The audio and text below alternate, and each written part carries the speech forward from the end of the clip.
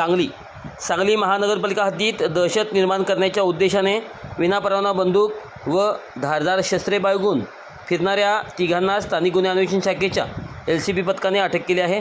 मारुती विलास शिंदे वय वर्ष 30, सरफरोश असलम समलेवाले वय वर्ष 25 व प्रथमेश आनंदा माने वय वर्ष 21 सर्व राहणार वाघमोडे नगर कुपवाड तालुका मिरज अशी आरोपींची नावे आहेत। पोलीस निरीक्षक संजीव कुमार झाडे यांच्या मार्गदर्शनाखालील पथकाने मिळालेल्या माहितीनुसार कारवाई करत आरोपींना ताब्यात घेतले।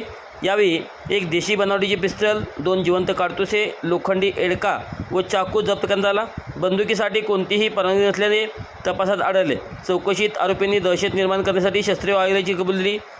पुढील तपासासाठी त्यांना कुपवाड MIDC पोलीस ठाण्याकडे वर्ग करण्यात आले आहे।